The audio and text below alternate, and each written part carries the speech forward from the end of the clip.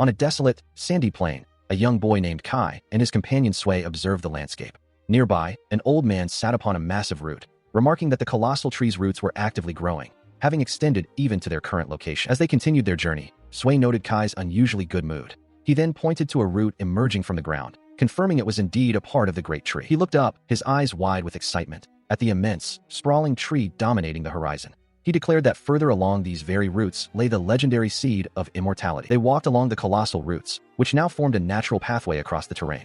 Kai remained focused on a small device he held, seemingly engrossed in its contents. The intricate texture and immense scale of the tree's roots were evident, forming a robust and organic path. They continued their ascent up the massive root.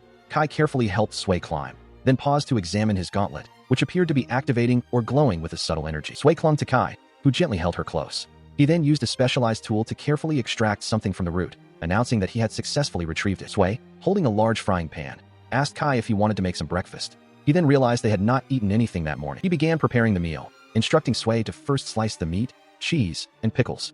Various ingredients, including bread, butter, and garlic, were laid out for their breakfast. He meticulously prepared a cheesy, buttered toast and meat sandwich, ensuring the meat and bread were fried to perfection in butter, with a generous addition of garlic. The ingredients were then carefully layered between 2 slices of bread. She devoured the sandwich with gusto, declaring it delicious, her face smeared with butter. He observed her, noting the butter, to which she simply stated it was entirely on purpose. She then wiped her face clean, announcing her mission complete. Internally, she reveled in her successful ploy to have him wipe her lips. Unaware of her true intentions, he suggested they finish eating and continue their journey. As they walked, he consulted a book, searching for information about their destination. He soon spotted distant lights, confirming they had found the root bulge retreat described in his text. She cautioned him against reading while walking, reminding him that the retreat was renowned for its steamed meat and mushrooms wrapped in world tree leaves. Suddenly, he stumbled, and she quickly pushed him, shouting a warning. He tumbled forward, landing directly against her chest. He, pressed against her, noted that she still carried the scent of butter. She held him close, assuring him that her cushions would keep him safe. He pulled away, accusing her of intentionally causing his fall. She denied it, then smugly confirmed that her sweet, buttery boobs were indeed what he had encountered. He warned her not to repeat such a dangerous act, while she internally felt she was being unfairly blamed. Still flustered, he attempted to redirect their attention, emphasizing that their arrival at the destination was far more important. She, appearing shocked, internally noted that he had just been licking her. He vehemently denied any such action. They finally arrived at the root bulge retreat, a bustling establishment nestled within the colossal tree's roots. It offered reasonably priced lodging, and its interior was lively, filled with various patrons and a diligent waitress serving hearty dishes. Inside the retreat, Kai and Sway were served a large platter of the root bulge retreat's famous steamed meat and mushrooms, meticulously wrapped in world tree leaves. Kai eagerly prepared to enjoy the meal. He and Sway had just settled at a table when an elderly man, observing the crowded root bulge retreat, politely inquired if they might share their space, noting the lack of other available seating. The old man then asked if they were merely sightseeing. Kai, with a slight smile, clarified that they were on a honeymoon adventure, adding that they were like family, which seemed to surprise the elder. As their conversation continued, the old man produced a worn book, identifying it as his personal world tree travel guide. He advised them that if their goal was sightseeing, the meadow area would be the safest and most suitable destination. One of the old man's companions, an elf woman, remarked that his travel guide appeared to have seen better days. The world tree, it was explained, comprised 9 distinct areas, each with its own characteristics. The tree trunk area, Marshmania, and the meadow area, Elbanadia, were the only truly safe zones, while the others were deemed unsuitable for casual travel. The old man then issued a stern warning about the woodland area, Finbania, describing it as the last place anyone would want to get lost. Despite this, the elf woman revealed that their own adventure was taking them directly to the heart of Finbania. Kai, listening intently, then asked if anyone at the table had heard anything about the fabled seed of immortality. The old man confirmed its existence as one of the world tree's great legends. The seed of immortality was a mythical treasure, whispered to be among the world tree's most valuable, granting eternal life to anyone who consumed it. However, the old man advised Kai to dismiss such tales, stating that while he had heard rumors of its whereabouts, he believed them to be nothing more than mere bar gossip. Later, under the vast expanse of the world tree's roots, Kai and Sway sat by a small campfire, reflecting on the many interesting stories they had heard from the travelers at the retreat. Kai was asleep in his tent, his gauntlet still on his arm. Nearby, Sway knelt, observing him with a quiet intensity, then softly called out to him. He lay deeply unconscious, his face serene in slumber, unaware of the turmoil that would soon grip him. Suddenly, he found himself in a dark, desolate space, running frantically, his breath coming in ragged gasps. He continued to run, his small body trembling with fear, his face contorted in a desperate struggle to escape an unseen terror. A colossal, shadowy entity with razor-sharp claws loomed behind him, its monstrous form filling the void as he cried out for help. The nightmare intensified as the monstrous claw reached for him, and he screamed in terror, pleading not to die, calling out for his mother and father, who appeared briefly in his mind's eye, unable to intervene. With a jolt, he awoke, gasping and drenched in sweat, the lingering horror of the dream still clinging to him as he uttered a desperate no. Still trembling, he lay in his bed, his eyes wide with fear, as Sway, now fully attentive, knelt beside him, softly calling his name. He tried to reassure her, forcing a weak laugh and claiming he was fine, but she saw through his pretense, asking if he had experienced that scary dream once more. Gentle, she placed a hand on his head and another on his cheek, her expression firm as she told him he was clearly not okay, offering silent comfort. He still seemed troubled, but Sway reassured him, her voice soft, telling him he no longer needed to be afraid, for she was right there with him. She continued to comfort him, holding him close as he noted her familiar scent, like the cider from earlier, bringing a sense of calm. The night passed, and a quiet thought lingered in the air, urging one to return to slumber amidst the falling leaves. As morning broke, he and Sway prepared to depart, confirming they had gathered all their belongings. They encountered a tall, stern-faced man who questioned if they were indeed on an adventure, to which he politely responded. The man, accompanied by an elf and a dwarf, sternly warned them that the world tree was no place for children and advised them to turn back. He further elaborated that they had risked their lives multiple times in this dangerous place, emphasizing the importance of knowing one's limitations. He concluded by telling them it was unwise to approach the tree like mere tourists, and ordered them to run home. He and Sway exchanged a glance, Kai remarking on the nice people they had just met. Meanwhile, the stern man continued his conversation with the elf, stating that amateur adventurers would only get in the way, though the elf wondered if his words had been a bit harsh. Kai then told Sway it was time to go, and she readily agreed. They continued their journey, walking across a vast, root-like expanse, with large leaves scattered around them. He observed the enormous leaves, noting their immense size. Then, a sound caught his attention, and he turned to Sway, asking if she heard anything, but she seemed oblivious. He insisted he heard something, his eyes wide with concern as he moved forward. Following the faint sound, he discovered a dark, viscous puddle on the ground. His eyes widened in shock as he realized what it was: blood. He stood before a colossal Moulder, its monstrous form covered in spikes, and its gaping maw filled with rows of sharp teeth, emanating an aura of immense danger. Despite the old man's urgent plea to stay back, warning that there was nothing he could do, Kai charged forward with a determined expression, ignoring the advice. Sway watched with concern as he rushed towards the formidable creature. He swung his sword with all his might, aiming for the Moulder, but the blow merely glanced off its incredibly tough hide. The impact sent leaves scattering, and Kai realized with frustration that the monster's defenses were too hard to penetrate. Still, he persisted, his sword scraping loudly against the Moulder's armored body. He knew his blade could cut through solid stone, yet it proved ineffective against this creature, a realization that left him momentarily stunned as the old man and Sway looked on. As the Moulder's mouth dripped with a viscous substance, Sway confronted Kai, scolding him for fighting alone and reminding him of the dangers. She declared that it was time to get serious, warning him that he would face a stern talking to after this encounter. Suddenly, Sway's body began to swell and contort, her form shifting and expanding as a viscous, dripping substance enveloped her. She was undergoing a profound transformation, a limit breaker that reshaped her into something entirely new. The old man and the elf woman watched in utter disbelief, questioning what was happening as Sway's transformation continued. Her new form was humanoid but monstrous, with long, flowing hair made of the same viscous material, and sharp teeth now visible in her grin. The Moulder still loomed, but the focus had shifted entirely to Sway's terrifying metamorphosis. The old man cried out a warning to look out as Sway, in her transformed state, raised a hand that dripped with the same viscous substance.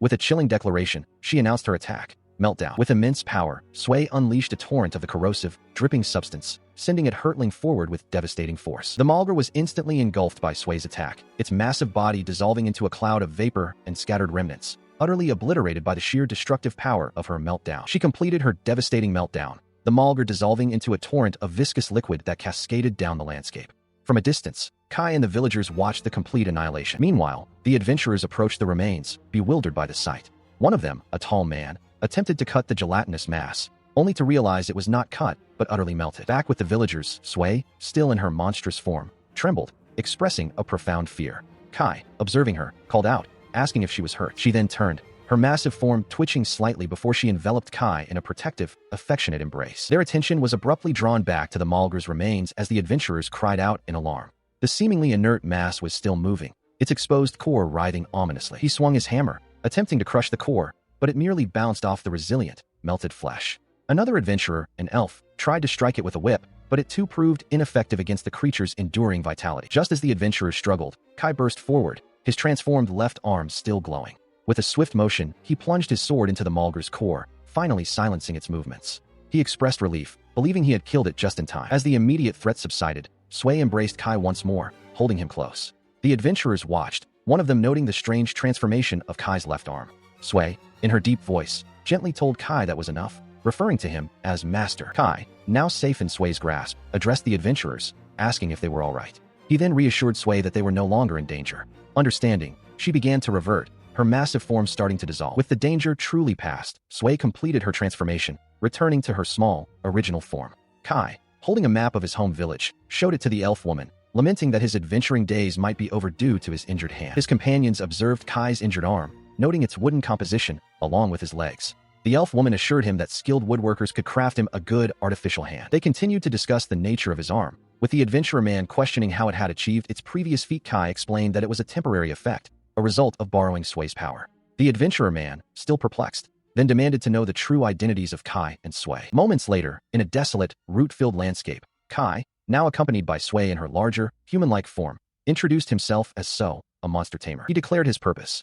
He was searching for the legendary seed of immortality. As they traversed the strange terrain, Kai reflected on their recent battle, noting how resilient the monster had been, capable of moving even with only half its body. Sue, ever competitive, interjected that she could probably move with merely 1/100th of her body, or even 1/4. Kai, amused, questioned why she always turned things into a competition. She then accused him of planning to betray her by attempting to tame every monster within the world tree. He denied it, but Sue pointed out his momentary hesitation, suggesting his intentions were not entirely pure. The journey had begun, with the immediate goal of reaching Marshmania and securing the legendary seed of immortality. The very name Marshmania hung in the air, a question and a destination. He questioned the name, asking if it was the massive city located at the world tree's trunk. She confirmed, reminding him of its significance. As they continued their trek, she pondered aloud about the seed of, implying a deeper understanding or concern about their objective. Large, textured leaves drifted gently through the air, signaling a change in their immediate environment. Soon, they found themselves traversing the immense surface of a fallen tree trunk, its bark deeply grooved.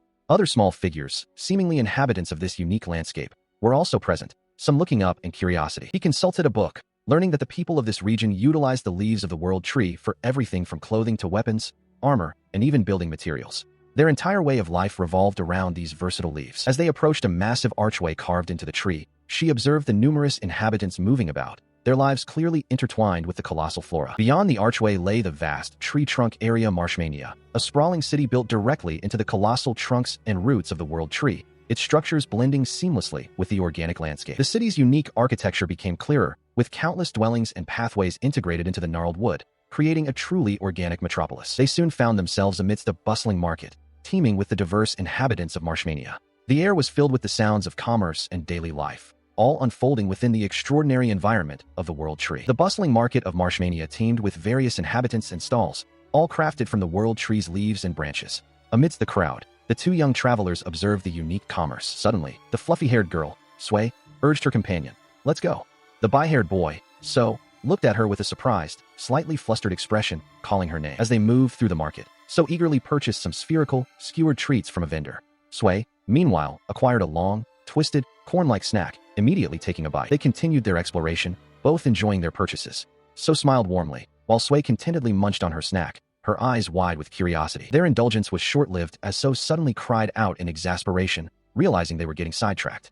Sue, however, remained focused on her next potential treat, pointing towards another stall and declaring her desire to eat more. So firmly refused, reminding her they needed to focus on their actual mission. Despite his protests, Sue continued to enjoy her cloudy snack, finding it delicious. So, however, reiterated that they were not on vacation and needed to find leads for their quest.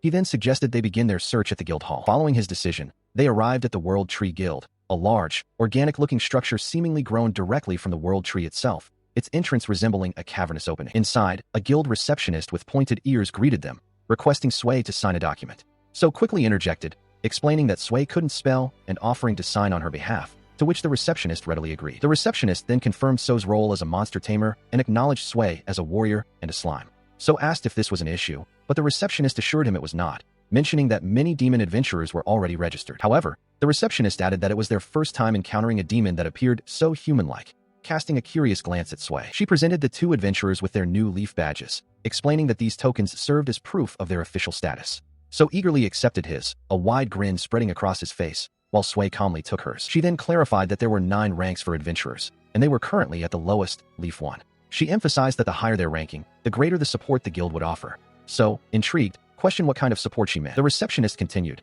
detailing that higher ranks would grant them access to affiliated facilities in various areas and other benefits. As an easy example, She explained that the guild would offer special prices on weapons and items to its members. So, his mind already racing with possibilities, inquired about the guild library. The receptionist playfully teased him, asking if he was hoping to find naughty books, which made Sui comment that the only female master had eyes for her. The receptionist confirmed the existence of a guild library but warned of browsing restrictions. She then directed them to the library, instructing them to ascend a nearby staircase to find a room.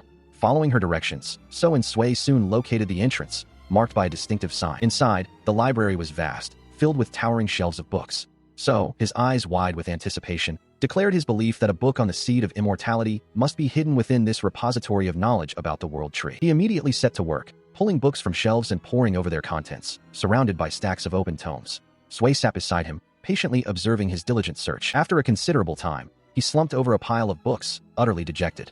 He lamented that the library contained nothing but sketchy gossip and questionable rumors, expressing his frustration with the repetitive nature of the texts, all seemingly written by the same author, detailing the 7 wonders of the world tree. Meanwhile, the receptionist, who had been observing from a distance, approached them. Noticing So's crestfallen expression, she asked if he had found the book he was looking for, then chuckled softly, explaining that the library was indeed filled with weird books. She wished them good luck on their journey, then reiterated that to gain access to the more off-limit books, they would first need to raise their rank to Leaf 2. As the day drew to a close, So stumbled, bumping into a massive, unseen figure.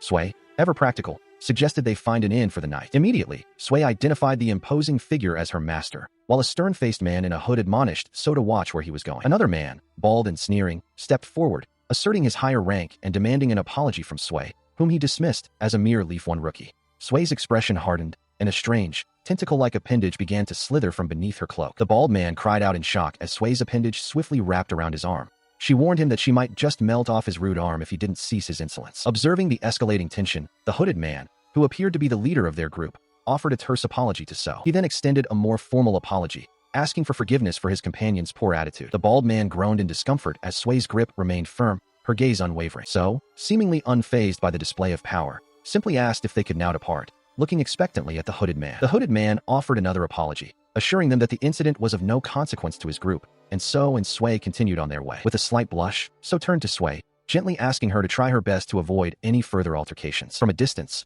a man with a sinister smile watched as a hooded figure commanded a subordinate to follow them, emphasizing the need to maintain a low profile. Meanwhile, under a sky dotted with stars, the strange, organic architecture of the Marshmania settlement stood silent, its unique structures blending with the alien landscape. Inside one of these peculiar dwellings, the young boy, So, found himself in a bath, as Sui, the fluffy-haired girl, offered him a slime bath, to which he hesitantly agreed. She then declared her intention to wash every inch of his body, a statement that left him internally lamenting that this was not at all what he had expected when he expressed a desire to wash off after their journey. As Sui focused her attention on a particularly sensitive area, the boy cried out in discomfort, pleading for her to stop, questioning where exactly she was trying to wash. Later, out of the bath, he admitted that while it had felt nice, he wished she would stop trying to slip inside him. Sui, seemingly oblivious to his discomfort, innocently asked if he had enjoyed the bath. As they settled into bed, he tried to explain that such intimate bathing was not a normal thing for humans, but she simply insisted that it was perfectly normal for slimes. With their conversation concluded, they drifted off to sleep, Sui snuggled closely beside him. As morning approached, So awoke, his gaze drifting towards the entrance of their dwelling and the strange world outside, while Sui remained soundly asleep. Suddenly, a massive, muscular figure loomed over him, its sheer size dwarfing him. Startled, So questioned if it had been trying to sneak up on him. He found himself surrounded by a group of figures he had seen earlier, including a towering muscular man. The hooded leader among them offered a greeting. The hooded man, whom So recognized as one of the higher-ranking individuals from earlier, asked if he could spare a moment. So, in turn, questioned why they were all out so late. The hooded man seemed taken aback by So's bluntness, asking why he would refuse. So simply stated he would not. The hooded man, observing So's defiance, remarked that he was a sharp kid. He then asserted that So had no choice in the matter, revealing that the slime girl was in the inn. So, in turn, demanded to know their intentions regarding Sui. The hooded man ignored his question, instead instructing him to come along quietly. So remained silent, his gaze lowered. Then, with a sudden intensity, he looked up, his eyes wide, and reiterated his demand to know why they were after Sui. One of the other men, a bald figure, commented on So's cute little face, while the hooded leader simply told the boy to comply. Without warning, So launched himself forward, striking both the bald man and the hooded leader with surprising force, sending them reeling. His attack was swift and unexpected, leaving the other figures stunned as So remained suspended in the air for a moment, having sent his assailants tumbling. He descended upon the group with a furious kick, striking one man down instantly. Another cried out in pain as he was swept aside. The large, muscular man, however, merely grunted, clenching his massive fist in preparation for a counterattack. The muscular man lunged, unleashing a powerful punch that tore through the air. He deftly evaded the blow, then spun, delivering a precise strike to the man's leg. The boy continued his relentless assault, his blows landing with sickening cracks and snaps against the muscular man's leg, clearly breaking bone. Meanwhile, the hooded man, recovering from the initial shock, began to channel energy, preparing a spell. The hooded man unleashed a scorching needle, a concentrated burst of heat and light, aiming it at the boy. He swiftly dodged the projectile, extending his arm forward as he moved. His armored forearm guard connected with brutal force, striking the hooded man directly in the mouth. The impact was sharp and decisive. With the hooded man now incapacitated and groaning on the ground, the boy stood over him, his expression stern. He demanded to know their intentions regarding Sway, warning that he would not hesitate to inflict further harm if they refused to cooperate. He continued his interrogation, pressing the hooded man for answers. The defeated man, still on the ground, admitted that they had planned to sell Sway to a wealthy diamond collector, claiming it was their first time attempting such a deed. The boy scoffed at the claim of it being their first time, his eyes narrowing.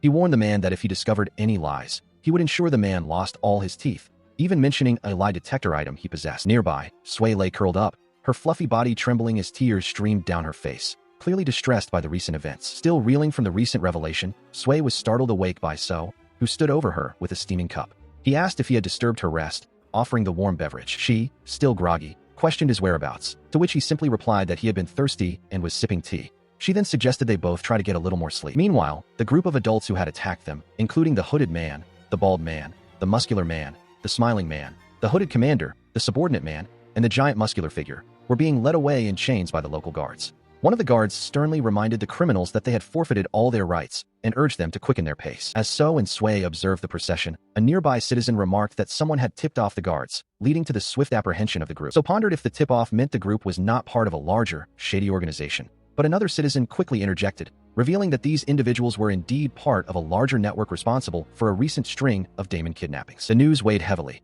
and So, seeing Sway's continued distress, gently reassured her. He promised to do everything in his power to protect her, to lighten her mood. He then presented her with a berry candy, noting her immediate, almost instinctual, desire to eat it. The young boy, So, moved with practiced agility, his small blade a blur as he struck at the armored carapace of the giant insect. Another of the creatures lay defeated nearby, but the fight was far from over. The monstrous insect shrieked, its mandibles snapping dangerously close, but he deftly evaded its attack. With a swift, decisive slash, So severed a segment of its segmented body, sending it flying. As he wiped sweat from his brow, a sigh of relief escaped him. His companion, Sway, called out to him, her expression one of concern. She confirmed that this was indeed the last of the creatures. He, still catching his breath, questioned if there were truly no more, to which she responded with a proud affirmation of his skill. The two stood amidst the defeated insectoid beasts, the marshy landscape around them bearing the scars of their recent battle. He then voiced his confusion, remarking that they had heard this particular area was supposed to be relatively safe. Sway urged him forward, reminding him that their journey to Elbandia would still take several days. The path ahead wound through a dense thicket of massive, gnarled roots, their surfaces rough and textured. Their current position, deep within Marshmania, was still a considerable distance from their destination, the distant land of Elbandia, a journey that promised further challenges. He and Sway stood in the marsh, looking up at something unseen, their expressions a mix of curiosity and slight apprehension as they continued their journey. The marsh itself seemed to writhe with life, its organic structures forming intricate, almost unsettling patterns across the landscape. Moments later, the two found themselves once again engaged in combat, having dispatched several more of the large, insectoid creatures that infested Marshmania. After the skirmish, they prepared a meal, skewering and cooking the meat harvested from the very monsters they had just defeated. As they ate, Sway remarked that while the monster meat was edible, she would never pay for it, finding its taste neither good nor bad, merely plain. He then consulted a map or journal, confirming the portable dried meat was indeed plain, and asked Sway if their search in Marshmania was finally complete. He continued, expressing his growing conviction that the elusive seed they sought would not be found in Elbandia either. Still eating, he elaborated on his hunch, stating that legendary secret treasures were rarely found in highly populated areas. He pointed to a section of his map, explaining that this narrowed their search down to at least 3 specific, dangerous regions, beginning with a place called Finbania. A look of deep concern crossed his face as he recalled the grim statistics associated with Finbania, where it was said that 90% of all adventurers who ventured there never returned. Still focused on the perilous journey to Finbania, he expressed his eagerness, despite Sway's earlier warnings. She, however, thought he might say that, but still found the idea of the place absolutely horrifying. He then declared his urgency, stating he didn't have much time and needed to hurry. As they continued their journey, Sway, now sitting beside him, inquired if they would make a stop by Elbandia. He let out a yawn, confirming they would, explaining his desire to gather information and stock up on supplies, acknowledging her question about his tiredness. Later, a large, voluptuous slime creature, its body glistening and dripping, offered a slime bath. The boy, recognizing the slime as Sway, politely but firmly declined, stating he was really sweaty and that the offer sounded more like a reward for her. The slime, still in its alluring form, insisted, promising to gladly wrap herself around Master So. He recoiled, shouting for her to stay back. His eyes wide with alarm, he tried to explain that her offer was not the problem, but something else entirely. Indeed, he sensed something approaching, the ground vibrating with an ominous presence as Sway, now in her smaller, familiar slime form, looked on with a question mark above her. Suddenly, a monstrous insectoid creature, its segmented body and powerful legs thrashing, lunged from the shadows, its mandibles snapping as it attacked. So braced himself, ready to face the unexpected threat. He watched the monstrous insect, its mandibles clicking ominously as its massive legs stomped the ground with crushing force. He realized the situation was growing serious, warning Sway that the creature looked incredibly dangerous. As he spoke, Sway's slime form surged around him, transforming rapidly as she cried out, declaring a limit breaker. The monstrous insect shrieked, lunging forward with its powerful head, but Sway, still in her fluid state, extended a massive, dripping hand to meet the assault. The creature's immense force pressed against her, causing her slime body to contort and click under the strain, yet she realized with surprise that it was not melting. The insect monster opened its terrifying maw wide, revealing rows of sharp teeth, and then clamped down with a sickening crunch, attempting to devour Sway whole. Inside the monster's maw, Sway's slime began to melt under intense heat, prompting So to cry out her name in alarm. Realizing the creature's internal temperature was causing a rapid meltdown. A fierce determination ignited in So's eyes, his expression hardening, while Sway, despite her melting form, let out a furious shriek, her own resolve unwavering. With a powerful surge, Sway's body expanded explosively, forcing the monster's jaws open and pushing her form outward in a massive wave of slime. As So cried out to her, calling her master, the immense pressure from within, combined with an unseen force, tore the giant insect monster in two, its segmented body parts exploding outwards in a violent slash. After the explosive defeat of the monster, So sat on the ground, covered in dripping slime, his expression one of exhaustion and quiet relief as the remnants of Sway's form settled around him. He stood amidst the scattered remains of the colossal insect, its chitinous shell shattered around them. The slime that had covered him now dripped away, and he looked towards Sway, who had reverted to her humanoid form, asking if she was unharmed. She stretched languidly, a picture of contentment, confirming his observation that she appeared completely uninjured despite the intense battle. As she confirmed her well-being, he reflected on the sheer power of the creature they had just faced, noting its berserk-like ferocity. He then expressed his relief that she was indeed fine. His thoughts lingered on the monster, a chilling realization dawning upon him that it seemed to exist solely to eradicate other living beings. He then shifted his focus, considering their next steps. Moments later, as he walked alongside the fluffy-haired girl through a more open, rocky terrain, he voiced his concern that their current location was far from safe, a stark contrast to the information they had received at the bar. She concurred, acknowledging the significant discrepancy. The landscape quickly transformed into a dense, tangled mass of gnarled roots and vines, prompting him to suggest they continue moving forward. As they pressed deeper into the labyrinthine roots, the distinct sound of something large scuttling through the undergrowth echoed around them. Suddenly, both he and the fluffy-haired girl halted, startled, as another massive insect monster, identical to the one Sway had just defeated, emerged from the dense foliage, its legs scraping against the roots. He quickly drew his sword, a grim realization settling in that safety was indeed an illusion in this treacherous environment. The new monster loomed, its mandibles clicking ominously. With his sword ready, he stood firm alongside the fluffy-haired girl, both prepared to face the clicking, multi-legged threat that now confronted them. He stared in disbelief as the second giant insect monster was suddenly assailed by powerful, unseen blows, sending it reeling.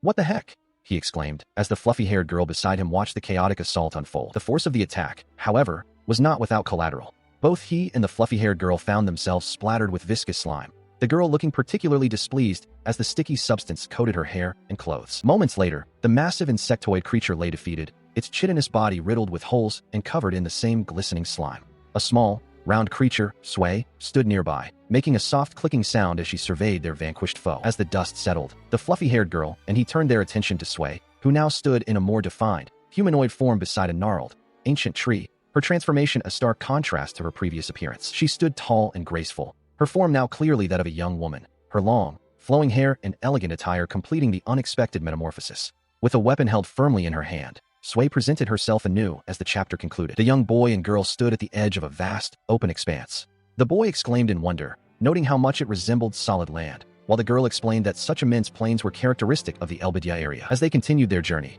a centaur guard informed them that the plain was indeed so vast, it was indistinguishable from solid ground. The girl then added that the centaurs had reportedly ruled this region for a very long time. The group, now including several other travelers, proceeded across the plains. One of the companions inquired if the area was also known for its hot springs. The boy, engrossed in a book, pondered aloud the scientific principle behind the world tree's roots drawing water that then warmed as it ascended the trunk. The girl, observing his deep thought, asked him what was troubling him. She then revealed a disturbing detail. The hot spring water was mixed with their master's slime and bodily fluids.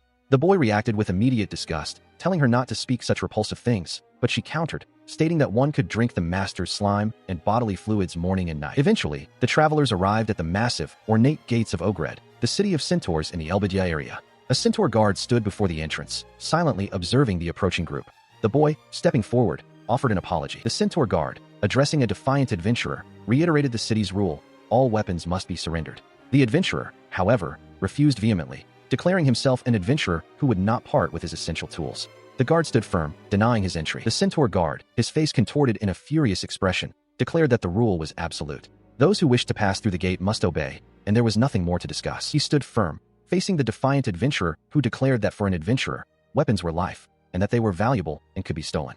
The centaur guard, unmoved by the protest, simply called for the next person in line. Observing the tense exchange, the young boy turned to the muscular man, asking what they should do about their own weapons. The muscular man, stating that they had not come to fight, calmly accepted the boy's sword as he handed it over with a cheerful smile. The fluffy-haired girl watched, delighted by the boy's compliance. With their weapons surrendered, the boy and girl proceeded into the centaur city of Ogread, a sprawling settlement built into and around massive, organic-looking structures, stretching across a vast landscape. As they walked, the defiant adventurer from the gate passed them, scowling, having apparently been forced to comply as well. The boy and girl continued deeper into the city, planning to find the adventurer's guild and then an inn. However, the boy suddenly paused, looking back with a sense of unease. His apprehension was well-founded, for the defiant adventurer was now surrounded by 3 centaur guards, their spears pointed, clearly escorting him somewhere against his will. One of the centaur guards commanded the adventurer to follow them. The boy, witnessing this, called out, asking what was happening. The centaur guards continued to lead the adventurer away, moving further and further from the city's center as the boy watched, his expression filled with growing concern. As they were led away, the boy called out again, acknowledging that they had surrendered their weapons, and asked what was going on. The centaur guard, without turning, warned him not to lie. He pointed a spear directly at the fluffy-haired girl, declaring her to be the Demi-Human in question, as 2 other centaur guards stood by. She then turned to the bi-haired boy, questioning if there was an issue with being a Demi-Human. He quickly denied it, stating that the problem was her alone. She recalled seeing him fight a monster recently, remarking on his impressive combat skills. He asked when she had seen this, and she mentioned his longbow. He gasped in realization, understanding that she was the one who had controlled the monsters during that encounter. His gaze fell to his left arm, which was now covered by a large, armored gauntlet. She then questioned if the gauntlet was a weapon, but he clarified that it was merely a prosthetic arm. She glared at him, her expression twisting in anger, demanding that he obey her like a slave. Suddenly, one of the centaur guards lunged forward, spear aimed directly at the bi-haired boy. The spear struck the ground with a sizzling sound, creating a small crater and sending up steam, narrowly missing the boy. The slime girl, her form bubbling with rage, lashed out at the bi-haired boy, a torrent of corrosive liquid erupting from her body. She demanded to know what he was doing to her master, her eyes wide with fury. Her hand, a viscous mass, dripped with the potent fluid, poised to inflict further harm. With a chilling command, she ordered the boy to melt, her gaze fixed and intense as more of the corrosive substance flew towards him. Suddenly, the fluffy-haired girl intervened, leaping in to shield the bi-haired boy from the attack. She grabbed him, pulling him close as the slime girl's assault was abruptly halted. Just then, a centaur guard arrived, his voice booming as he commanded them to stop, declaring that the conflict had gone far enough. 3 centaur guards stood firm, their spears planted, their presence commanding attention and order. The lead centaur guard, his expression stern, addressed the fluffy-haired girl, questioning why she had interfered despite his earlier warnings. She looked down, seemingly chastened, but offered a quiet protest. She conceded, stating that she understood. The centaur guard then turned his attention to the adventurers, acknowledging their presence. He extended a formal welcome to Elvanadia, inviting them to his home for a meal, a gesture of hospitality after the tense encounter. The centaur guard then offered an apology for his grandson's earlier rudeness, while in the distance, a massive, gnarled tree-like structure stood, with a colossal insectoid creature lurking nearby. The fluffy-haired girl, however, dismissed the need for an apology to adventurers, believing it unnecessary. The centaur guard, undeterred, insisted on apologizing on behalf of his family. He addressed the young travelers, referring to them as the immature ones, but the bi-haired boy quickly assured him that they were fine. Meanwhile, the hooded man, observing the scene, silently wished to depart from the place quickly. Moments later, the fluffy-haired girl, the bi-haired boy, and the slime girl were seated, partaking in a meal. The bi-haired boy's eyes widened in surprise and delight as he tasted the dishes, which were introduced as Elvanadia's specialty vegetable cuisine. As they continued to eat, the bi-haired boy remarked that there was a significant reason for the centaur's caution towards adventurers. The elderly man with the staff then elaborated, explaining that adventurers who preyed on demi-humans and committed crimes were rampant in their lands. His words caused the bi-haired boy to gasp in realization, asking if the initial attack on the slime girl had been an attempt to manipulate her. The elderly man with the staff continued, his expression grim, stating that many of their young women had been victimized, and ever since, human adventurers had been regarded as enemies. Feeling the weight of the centaur's painful history, the bi-haired boy, visibly uncomfortable, suggested that it was perhaps time for them to take their leave. However, the elderly man with the staff, with a gentle yet firm demeanor, asked them to listen a little longer. He clarified that while the issue of human manipulation was a separate problem, it was not the immediate concern at hand. As he spoke, the bi-haired boy and fluffy-haired girl looked on with growing surprise. The elder then revealed the true nature of the current threat, a grotesque, rock-like monster with a gaping, toothy maw, its body covered in gnarled protrusions. The elderly man with the staff pointed to the monstrous creature, explaining that it was that thing from back then, and that they were subjected to daily attacks by these abnormal beings. The centaur elder continued, his gaze sharp with the weight of history, explaining that such a phenomenon had not occurred in several hundred years. He then questioned which adventurers might be involved, his expression troubled. The boy remained silent, but the girl beside him felt a growing sense of unease, a bad premonition settling over her. As the elder bowed deeply, he pleaded for their strength, asking them to lend their aid. The boy, startled, exclaimed that his suspicions had been confirmed. He explained that he was searching for the fruit of immortality and had little time to spare. The elder considered this, then proposed an alternative. The elder's offer concerned the very thing he sought, information regarding the whereabouts of the fruit of immortality. The boy's eyes widened, a flicker of hope in his gaze as he looked at the girl. The centaur elder then clarified his proposal, offering the precise information about the fruit of immortality as a reward for their assistance. The world of the world tree's monster Tamer unfolded, promising grand adventures. Submerged in a soothing slime bath, the bi-haired boy savored the rare moment of solitude, musing that while slime baths felt good, they were also quite tiring. He wondered about the whereabouts of his companion, asking if she was all right, before recalling their next destination, a direct path to the southwest. Emerging from the bath, the boy and the fluffy-haired girl stood before a centaur guard who pointed to a large, circular map-like pool. The guard instructed them, stating there was a huge crack in the area and that he wanted them to head directly towards it. The centaur continued, explaining that insects seemed to be appearing around that specific location. He asked if they could investigate the exact position of the nest and report their findings back to the centaurs. The boy, looking somewhat hesitant, then offered to act as their guide, prompting a surprised hey from the fluffy-haired girl. Suddenly, the fluffy-haired girl, now transformed into a centaur, burst into the bathing area, her expression furious. She demanded to know how long the boy intended to stay in the bath, declaring that their part of the mission was already complete. Startled, he let out a cry of surprise. He, still in the bath, stammered in embarrassment, asking why she was there and pointing out that it was the men's bathing area. She, however, seemed unfazed, questioning what he was talking about with a puzzled expression. Ignoring his protests, she sternly commanded him to hurry up and get ready. He, defeated, simply responded that he understood. Moments later, a hand offered the fluffy-haired girl a small, bundled item. She looked at it with a surprised expression as the giver stated, "This is it." As they prepared to depart, the centaur guard advised them to eat their lunch on the way. He further explained that going directly to the crack would lead to an encounter with insects, suggesting it would be better to take a detour. The fluffy-haired girl, still in her centaur form, held the bundled item, while the bi-haired boy listened intently. The centaur elder, now present, pointed to the map, assuring them that while it would take time, the detour route was safe. The bi-haired boy questioned if it wouldn't be better to have more adults accompany them, to which the elder explained that insects tended to gather in places where many people congregated, implying that a smaller group might be safer. He, the centaur elder, sternly instructed the centaur form girl, stating that they must protect their town from the insects and asking for her understanding. With a resolute expression, she simply declared, "Let's go." She then led the way, her powerful centaur legs carrying her across the desolate, rocky landscape, with the bi-haired boy and the human form girl following behind, their journey beginning under the vast, open sky. They continued their trek across the barren land, the centaur form girl maintaining a steady pace as the two smaller adventurers kept up behind her. The group pressed on, their figures growing smaller against the expansive, undulating terrain as they moved further away from the centaur settlement. As they walked, the bi-haired boy, his brow furrowed with curiosity, looked up at the centaur form girl and asked why she had accepted their request, given that centaurs were known to dislike humans. She remained silent for a moment, contemplating his question. The centaur form girl finally responded, her expression serious, admitting that she did not fully understand the elder's intentions. She then added, with a distant look in her eyes, that before a certain incident involving kidnappings, she had actually gotten along quite well with humans. The young boy and girl continued their journey past a colossal, ancient tree. The fluffy-haired girl remarked that their master was truly kind and magnanimous, believing he wished to reconnect with humanity once more. However, she quickly added that she herself did not trust humans. The bi-haired boy, looking weary, seemed to agree with her sentiment, but then the slime girl, Sway, called out to him, addressing him as master. The trio pressed on through a desolate, rocky landscape, where large, segmented insect-like creatures burrowed into the ground and crawled among the sparse rock formations. The fluffy-haired girl observed the ravaged settlement, noting it had been attacked by the insects.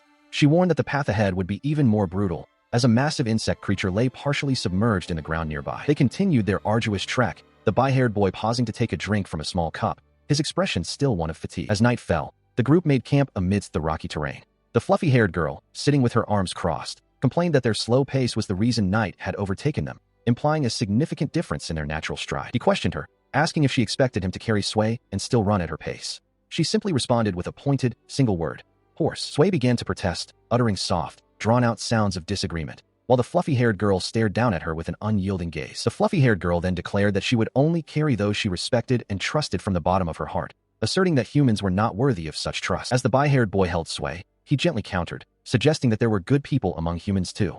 The fluffy-haired girl, however, dismissed his words, stating that it did not matter. He declared his intention to defeat all bad people, asserting that if their lives could only be used for such a purpose, then he would be the one to do it. The fluffy-haired girl listened, her expression distant and dismissive. His gaze hardened, and he pointed forward, emphasizing that they all deserved to be destroyed. The fluffy-haired girl reacted with a mix of annoyance and a deeper, more serious disdain, her eyes narrowing at his words. Then, with a sudden, disarming smile, he chuckled, revealing his previous declaration was merely a jest, a dangerous thought he would never truly voice. He then added, with a more genuine tone, that he would indeed help destroy them, much to the fluffy-haired girl's continued exasperation. She sighed, reaffirming her belief that humans were foolish and strange, her eyes half-closed in weary resignation as he watched her. As they continued their journey across the desolate landscape, he turned to her, curious as to why someone who so clearly disliked humans would act as their guide. She responded simply that it was the master's command. Moments later, she peered cautiously from behind a rock, urging the others to remain silent. Before them lay a vast, jagged fissure in the earth, a gaping crack that stretched into the distance. The chasm plunged deep into the earth, its sheer walls revealing numerous small,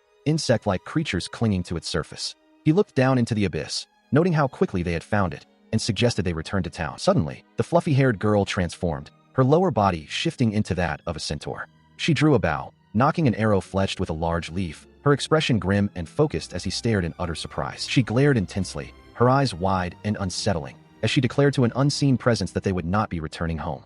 Her expression was one of fierce determination, almost a threat, a stark contrast to her earlier readiness for battle. The young boy, with his distinctive two-toned hair, looked up with wide, confused eyes, questioning what he was hearing. The World Tree's Demon Tamer, a record of adventures with other races and demonic dungeons. Chapter 6, Extermination Strategy. The red-haired archer declared that someone would remain here to fight the monster. As the red-haired archer prepared her bow, the boy challenged her, reminding her that their role was to ascertain the monster's precise location. She simply ordered him to lower his own bow. She remained focused, her gaze sharp as she drew the bowstring taut, asserting that they could exterminate the threat by themselves. The boy and the smaller archer began to move, but she turned back, instructing them to wait. He argued that the monster was too powerful, and they could not hope to win alone. Despite his concerns, she met his gaze with unwavering resolve, stating confidently that she had a strategy and they would be victorious. His eye narrowed slightly, contemplating her declaration of a strategy. Her own eye, sharp and resolute, reflected her unwavering conviction. After a moment of thought, he lowered his gaze, a sigh escaping him as he reluctantly agreed. With his agreement secured, she immediately took charge, announcing they would move from their current position. The smaller archer confirmed her intent to follow, while the boy, startled by her sudden command, could only utter a surprised sound. A deep, jagged fissure cut across the desolate, rocky terrain, its dark depths hinting at unseen dangers. Scattered across the barren ground were small, weathered rock formations, silent sentinels in the stark landscape. She stood before them, her bow held ready, insisting that they needed to explain the situation to her. The younger girl sat quietly, while the boy listened intently. He questioned her assertion, demanding to know why they alone must attack the monster, stating it was the very reason they were fighting.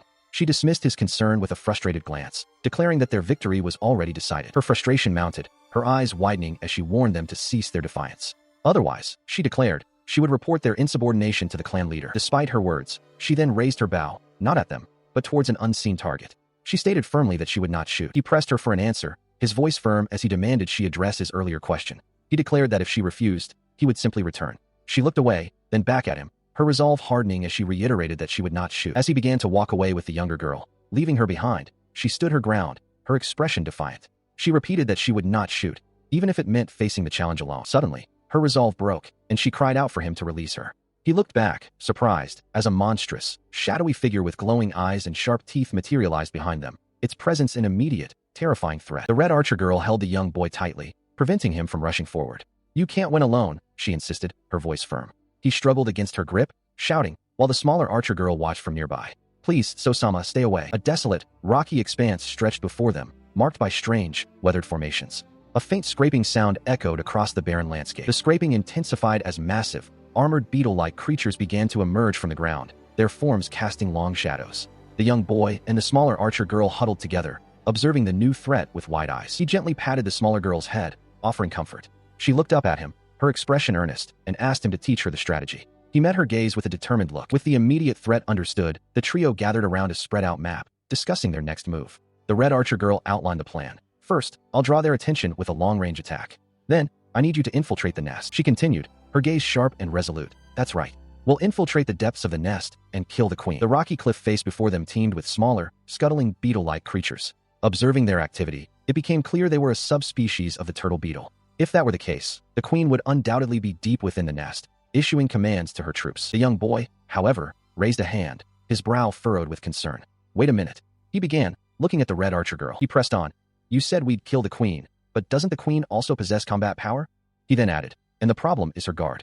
The smaller archer girl listened intently to his strategic concerns. Pointing to a diagram on the map, he elaborated, the queen is always surrounded by guards. Even a single beetle is strong, and there are many of them. The diagram showed a large, shadowy figure surrounded by numerous beetle-like creatures. The treacherous rock face presented a formidable challenge, and he knew that for a turtle beetle to defend such a distance while flying would be exceedingly difficult. He also pondered how they would even manage to enter the nest. Despite the overwhelming difficulties, he vehemently refused the idea of retreating. He argued that it would be far better to return to town and gather more allies before attempting such a dangerous infiltration. However, she remained resolute. Even if he refused to cooperate, she declared with unwavering determination she would undertake the mission alone. Confronted with her unwavering resolve, he finally conceded. He agreed to proceed, but insisted that they must rethink their strategy. As they stood before the colossal, beetle-like structure of the nest, she began to suggest that a better strategy was needed. The young archer girl, meanwhile, expressed a desire to learn more about Shin's abilities. Cutting them off, he confidently stated that he had already devised a plan. A colossal, worm-like creature with a long, prehensile tongue descended from above, its massive form casting a shadow over the desolate landscape. Below, the young boy, Shin, stood alongside the red-haired archer and the smaller, dark-haired girl, seemingly unaware of the immediate danger. Suddenly, the boy looked up, his eyes wide with dawning realization, as the small girl beside him also turned her gaze skyward, sensing the looming threat. Just as the monster's massive tongue lashed down, the red-haired archer swiftly pushed the boy out of the way, taking the brunt of the impact herself as the ground erupted around them. The smaller girl, now covered in a viscous slime, cried out in surprise, while the boy, having been saved, looked back in concern. The red-haired archer lay sprawled on the ground, clearly in pain from the monster's attack. Before anyone could react further, the monster's tongue coiled around the smaller girl's leg, pulling her upwards with immense force. Suspended helplessly by the creature's appendage, the small girl dangled in the air. Below, the boy watched, horrified, as the red-haired archer, despite her injury, quickly drew her bow, preparing to fire. He warned her that the monster might explode if hit. Ignoring the boy's warning, the archer unleashed a volley of arrows, striking the monster's body. The creature recoiled, its grip on the small girl's leg momentarily loosening. As the monster's grip faltered, the small girl, now free from the slime and holding a small axe, landed on the ground with a determined expression. She glared up at the creature, demanding it return her leg, much to the boy's surprise. The boy, still processing the situation, questioned her, asking if she was Sway. She confirmed her identity, adding that she was half-size. Meanwhile, the monster's tongue continued to writhe, still clutching what appeared to be the girl's detached leg. Suddenly, the colossal creature revealed its true, horrifying form. What appeared to be a single worm-like monster split and multiplied, revealing multiple heads and bodies, each with glowing eyes and sharp teeth, surrounding the boy and the small girl, ready to strike. He stood firm, his gaze fixed on the multi-headed monstrosity, while Sway, held captive, looked at him with a plea in her eyes, urging him to flee. Her small voice, filled with desperation, echoed the plea to escape as one of the monster's grotesque heads held her tightly, its many other heads writhing around them. Just then, the red-haired archer launched herself into the fray, striking at the monster with fierce determination, while he cried out, demanding that she release Sway. She, however, retorted sharply, calling him a fool and warning that they would all be annihilated if they didn't take distance. She declared that with her bow, she could kill the beast. Without hesitation, she then forcefully threw him away from the immediate danger, sending him sprawling as he looked on in stunned surprise. He landed hard on the ground, gritting his teeth in frustration and muttering curses as he struggled to push himself back up, his body aching from the impact. Still on the ground, he looked up, his eyes burning with renewed resolve as he called out Sway's name, his voice filled with urgency. Meanwhile, Sway, still trapped, responded with a soft, pained cry, her eyes wide with fear and distress. The multi-headed monster continued to hold her captive, its many mouths gaping, as both the red-haired archer and the boy watched in horror, realizing the gravity of their situation. Sway, however, now clutched her small axe. Suddenly, with a powerful surge, Sway broke free, her small form a blur as she launched herself at the monster, her axe glinting, while a massive insect-like creature appeared to join the chaotic battle. A trio of colossal insect-like creatures emerged, their segmented bodies and formidable mandibles a terrifying sight. One of them spoke, its voice a guttural rumble, addressing someone as Sosama. From within the cavernous maw of one such beast, a desperate plea echoed, run. The creature's gaping mouth continued its terrifying advance, a flurry of sharp teeth and dark shadows. Suddenly, a different, elongated creature, resembling a monstrous centipede with numerous legs, slithered into view, its segmented body covered in hardened plates. It lunged forward with incredible speed, its powerful jaws snapping shut with deadly intent. The small girl, Sway, looked up in terror as the monstrous maw descended upon her, its shadow engulfing her form. Moments later, the colossal centipede-like creature loomed over the landscape, a tiny, vulnerable figure barely visible beneath its immense bulk. Her eyes, wide with a mix of fear and resignation, focused on a distant memory or hope, whispering the name Sosama. A flicker of relief crossed her face as she realized, good, she ran away properly. The monstrous centipede had finally seized her, its teeth closing around her small body. Yet, even in its grasp, Sway found a moment to reflect. That horse was a little useful. Following the centipede monster's capture of Sway, several of the segmented creatures now clung to the cavern walls. One, larger than the others, seemed to be the focus of a silent, desperate plea that echoed through the dark. Sosama. Above, Shin's face contorted in anguish as he cried out Sway's name. He saw the segmented body of a centipede monster on the cavern wall, and below, a tiny figure, likely Sway, being carried away. He began to run, his expression a mix of horror and fierce determination. His eyes narrowed, reflecting a resolve to act, even as a discarded sword lay on the ground. Meanwhile, the Red Archer girl watched him charge towards the centipede monster, her own face etched with frustration as she muttered about his foolishness. Without hesitation, he launched himself at a grotesque, bipedal monster that blocked his path, delivering a powerful punch that shattered the ground beneath its feet. The force of the monster's counterattack sent him flying through the air, but he quickly recovered, landing with a determined crouch, ready to continue his relentless pursuit. Despite his efforts, the ground gave way, and he found himself plummeting from the cliff edge, tumbling through the open air. Yet, his resolve remained unbroken. He landed, then immediately pushed forward, his fists clenched, his face a mask of fierce determination as he continued his charge, the centipede monster's tail visible in the distance. Elsewhere, a centipede monster thrashed, blood splattering from its maw, while the Red Archer girl observed the chaos, her expression grim. She remarked on the human's incredible speed, a hint of exasperation in her voice. She continued to follow him as he raced along the treacherous cliff edge, shouting for him to wait, but he pressed on, seemingly oblivious to her calls. Finally, he stopped at the edge of a vast chasm, peering down into the darkness. He cursed, realizing they would have to fly all the way to the nest.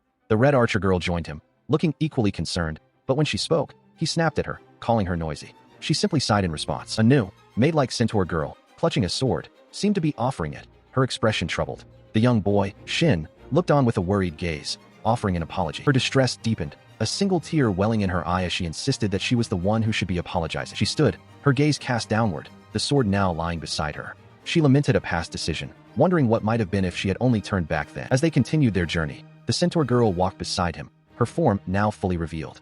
He still carried a worried expression, reflecting on her words. Across the desolate landscape, she confessed that it was her mistake to have chosen to fight. He, in turn, admitted that the misjudgment had been his own. Their footsteps crunched softly on the rocky, snow-dusted ground, a quiet rhythm accompanying their somber conversation. Suddenly, he stopped, his gaze lifting with renewed determination. He declared that Sway was still alive, convinced of their connection. His resolve hardened, his eyes burning with purpose as he announced his intention to go and help her.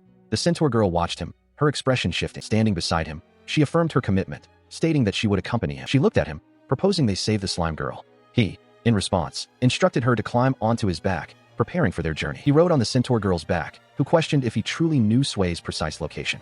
He affirmed, explaining that as a demon user, he could sense his contracted demon even from a distance, and he felt her presence nearby. She noted that Sway's signal was gradually weakening, urging him to hold on tight as they continued their rapid descent down a crumbling, rocky cliff face. Their descent was swift and perilous, with a small, glowing orb preceding them, impacting the ground below with a faint burst of energy. The centaur girl confirmed that Sway's signal emanated from deeper within the cave system they were entering.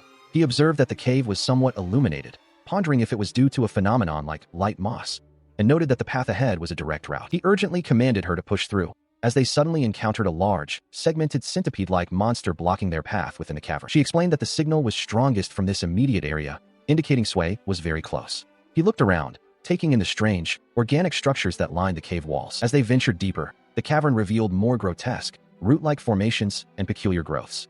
He then spotted another centipede-like monster, smaller than the first, hanging menacingly from the ceiling. The cave opened into a vast, horrifying space dominated by an enormous, pulsating organic mass, resembling a monstrous insect or plant. Several centipede monsters, both large and small, and a bipedal reptilian creature were visible, seemingly part of this grotesque ecosystem.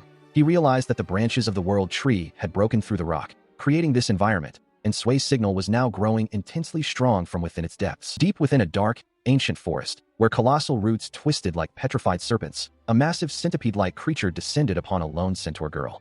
This was the ninth branch, a desperate situation within the world tree's domain, where a monster tamer faced grave peril. Its segmented body, covered in countless small, unblinking eyes, pulsed with an unsettling rhythm, emitting a low, grinding sound as it moved. The creature's head was a grotesque mass of hardened flesh, dominated by a single, large central eye and flanked by sharp, chitinous mandibles. From its maw, thorny, whip-like tendrils writhed. Below, the centaur girl, clutching her bucket, stared up in wide-eyed terror, her small frame trembling. Behind her, Shin, equally horrified, could only gasp in shock at the monstrous sight. Suddenly, several of the creature's barbed tendrils lashed out, cutting through the air with deadly speed. One of the centipede's segments split open, revealing a dark, cavernous interior lined with more unblinking eyes, a horrifying maw within its own body. As the tendrils descended, one snaked around the centaur girl's head, pulling her upwards, while another part of the colossal creature's body continued to gape open, ready to consume. Another segmented appendage, thick and powerful, clamped down on a human hand, its grip unyielding. Shin's face contorted in a primal scream of rage and desperation, his teeth gritted.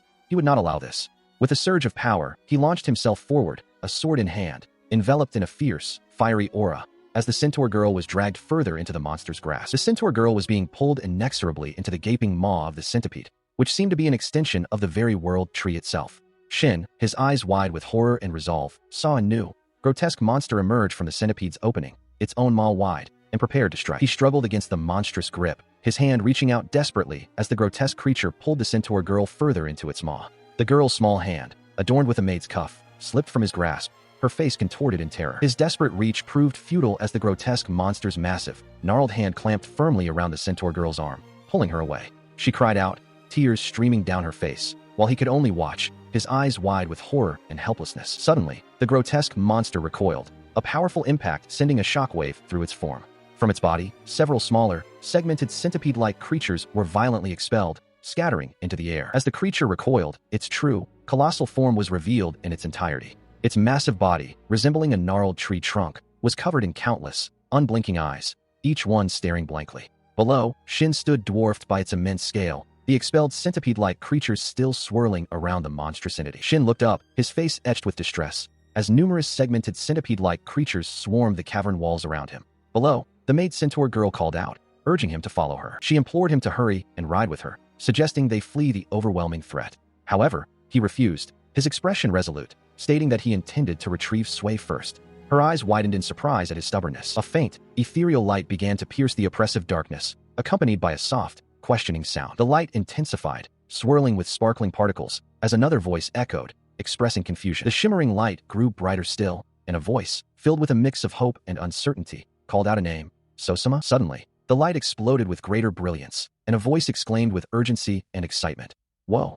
Sosama is coming. A distressed thought echoed through the swirling particles, lamenting a missed opportunity for escape, as if someone had been told to flee but failed to do so. The thought continued, trailing off into a resigned despair, acknowledging that it was too late. Then, a sudden realization dawned, a quiet acknowledgement of being loved. A determined voice declared, promising to arrive, calling out to Sosama. As the light intensified, a formidable, two-headed hammer materialized, its form sharp against the ethereal glow. The weapon descended with immense force, radiating a brilliant light that pierced through the surrounding haze. Below, Sway, now encased in a grotesque, bubbling organic mass, screamed in terror, clutching a small hammer. Shin, his face contorted in horror, gazed up at a colossal, organic entity that resembled a monstrous tree, its surface covered in eyes and writhing tendrils. Near its apex, Sway remained trapped within the viscous growth. The colossal entity revealed a gaping maw, lined with razor-sharp teeth, as Sway plummeted towards its depths. Nearby, the maid centaur girl watched, her expression a mask of utter despair. From above, the small archer girl, Sway, cried out, calling for her master. Below, a colossal, organic tentacle-like appendage from the organic tree monster lunged with destructive force towards the protagonist boy, Shin, who looked up, his face contorted in terror at the impending strike. The monstrous appendage continued its devastating path, tearing through the very ground beneath them. Shin, now on the ground, watched in horror as Sway, dislodged by the impact, plummeted from above, her small form falling helplessly. Moments later, Shin managed to catch Sway in his arms, shielding her from further harm. He looked distressed, his face showing fresh injuries, which she, still in his embrace, immediately noticed, asking about the wounds he had sustained. Sway, now consumed by a fierce rage, screamed that the monster was a filthy thing that had dared to harm her precious master. She vowed to kill it and destroy everything in its path. Shin, equally determined, charged forward with his sword drawn, ready to engage the monstrous entity. Deeper within the monstrous, organic structure, Shin and the maid centaur girl navigated the treacherous, uneven terrain.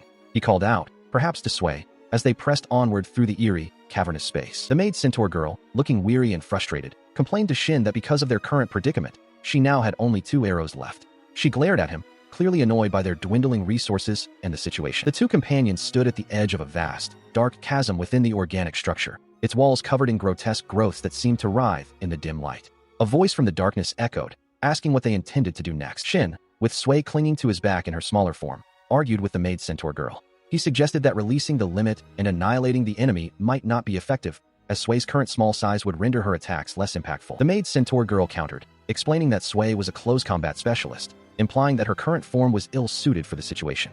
She then turned to Shin, her expression serious, and called out to him, preparing to propose an alternative. She then asked Shin what would happen if she were to use the limit release on him instead. Her gaze was intense, suggesting a drastic and potentially dangerous measure to overcome their predicament. She questioned if he truly understood, then asked if he believed he could form a contract with a horse, referring to herself. Shin, holding Sway, looked back at her with a surprised expression. She continued to elaborate on the limit release, explaining that she couldn't fully predict its effects on him, since she had only ever contracted with Sway. She pondered how much Shin's abilities might multiply, but also warned of potential side effects, such as the contractor and contractee becoming one body. He responded, acknowledging that he already felt a constant connection to Sway, just as they had discussed. However, he admitted he couldn't pinpoint the exact reason for this profound link. Sway, her small fangs visible and eyes wide with conviction, declared her deep affection for Shin. Her expression then softened into one of pure adoration, while he reacted with a flustered, slightly bewildered look. The maid centaur girl affirmed that Sway also held great affection for Shin. She then recounted their shared history, revealing that Shin and Sway had been close friends since childhood.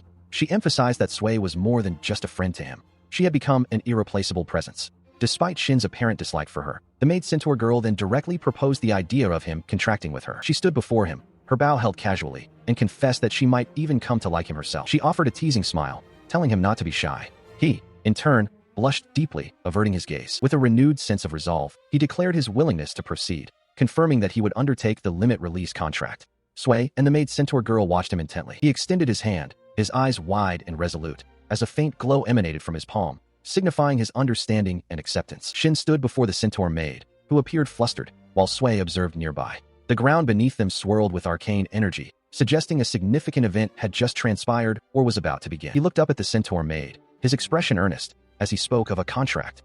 Her eyes widened, and a look of intense distress, almost anger, crossed her face. Her lips parted as if to respond. Suddenly, the world around them seemed to shift, replaced by an overwhelming, dark expanse dominated by a colossal, organic structure resembling a massive tree or a tangled mass of roots, stretching endlessly into the void. Within this profound darkness, Shin found himself alone, a solitary figure illuminated only by a single, distant orb of light. As he stood, the immense, organic structure from before began to loom closer, its intricate details becoming more apparent, while the glowing orbs multiplied around him. He extended his hand, palm open, towards the encroaching darkness and the mysterious lights, a gesture of both caution and perhaps a tentative reach for understanding. His eyes, wide with a mixture of apprehension and curiosity, focused intently on something unseen, his arms still outstretched as if bracing for an impact or reaching for a connection. The colossal, root-like entity continued to dominate the ethereal space, its presence overwhelming and ancient. From within the depths of the organic structure, a voice echoed, posing a profound question to Shin. Was he truly going to form a contract? He remained, his hand still extended towards the glowing orb, his expression thoughtful and resolute, as he pondered the implications of the entity's question. As he stood before the colossal organic entity, its voice resonated through the ethereal realm, offering a final instruction. Then, you shall touch it. He extended his hand, a single point of light in the oppressive darkness, ready to accept the mysterious contract. As he reached out, the ethereal realm shattered, and he found himself back in the physical world, witnessing the centaur maid enveloped in a blinding, fiery aura, her form radiating immense power. Meanwhile, nearby, Sway watched the unfolding events with wide, fearful eyes, her small frame trembling at the sudden surge of power. Her gaze then fell upon the centaur maid, who now stood protectively over Shin, both facing a monstrous, multi-limbed creature that loomed menacingly behind them. The centaur maid's power intensified, erupting into a brilliant pillar of light that pierced the darkness, her resolve hardening as Shin looked up at her, astonished by her transformation. The grotesque monster recoiled slightly from the sheer force. Despite the blinding light, the grotesque monster lunged forward, its massive maw open wide, while Sway, now determined, prepared to engage the smaller centipede creatures that swarmed around them. With a surge of power, the centaur maid launched herself into the air, her glowing form striking the grotesque monster with immense force, sending it reeling back as she unleashed her newfound abilities.